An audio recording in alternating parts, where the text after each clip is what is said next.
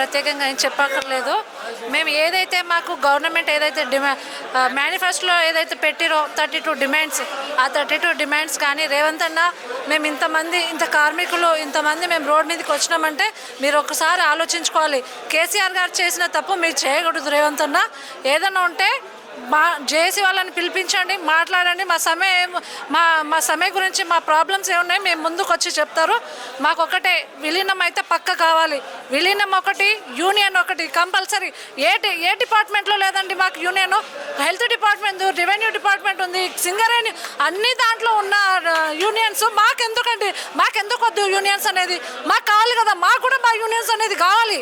మా యూనియన్స్ వాళ్ళు ఏం తప్పు చేస్తారని మాకు యూనియన్స్ ఎందుకండి రద్దు చేసేది? మా ఆర్టీసీ వాళ్ళకి మాకు ఏదైనా చిన్న పెద్ద పొరపాటు ఉంటే మేము ఎవరికి చెప్పుకోవాలి? పోయి మేము గవర్నమెంట్కి అయితే చెప్పుకోలేం కదా. మాకు లోపల కూడా మాకు ఆఫీసర్స్ కూడా చాలా వేధిస్తున్నారు. మాకు ఎవరికైనా చెప్పుకుంటాం. మేము ఏదైనా ఉంటే మాకు మాత్రం కంపల్సరీ యూనియన్ కావాలి, గవర్నమెంట్లో విలీనం కంపల్సరీ కావాలి.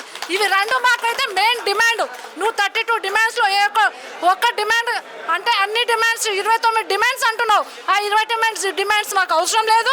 మాకు రెండే డిమాండ్స్, ఒకటి యూనియన్, ఒకటి విలీనం. ఈ రెండు తప్ప మాకు ఏ డిమాండ్స్ అవసరం లేదు. మాకు ఆల్రెడీ మేము గవర్నమెంట్లో విలీనం అయితే మాకు వచ్చే అన్నీ వస్తాయి. మీరేం ప్రత్యేకంగా ఇవ్వాల్సిన అవసరం లేదు. మేమేం మీ కుర్చీలో నుండి మీ ఇళ్ళలో నుండి అడగట్లేదు. మా హక్కుల గురించి మేము అడుగుతున్నాము. అదొకటే మాకు కావాల్సింది అంతే. సీఎం రేవంత్ అన్న ఏదైనా ఉంటే మీరు కంపల్సరీగా మా యూనియన్స్ జేఏసీ వాళ్ళని పిలిపించి మీరు మాట్లాడి, మీ పైన నమ్మకం ఉంది కాబట్టి మేము మళ్ళీసారి మీరు గెలవాలి. మళ్ళీ మా హక్కులు నెరవేర్చాలి. ఎందుకంటే మేము చాలా కోరి తెచ్చుకున్నాం మిమ్మల్ని.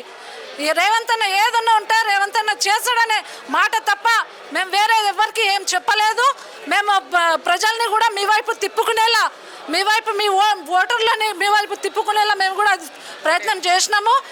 అది ఒక్కటి మీరు దృష్టిలో పెట్టుకొని మళ్ళీ గవర్నమెంట్ కానీ మమ్మల్ని గవర్నమెంట్లో విలీనం చేస్తే మీరు పక్కా నెక్స్ట్ 10 years కాదు 15 years మీరే గవర్నమెంట్ ఉంటుంది. ఇది పక్కా రాసుకోండి. ఇది నేను చెప్తున్నాను కదా, మీరు సీఎం దాకా చేర్చండి. నేను చెప్తున్నాను 15 years కూడా పక్కా రేవంత్ అన్న సీఎం ఉంటాడు. ఇది రేవంత్ అన్నకు మాత్రం తెలియాల్సిన అవసరం ఉంది.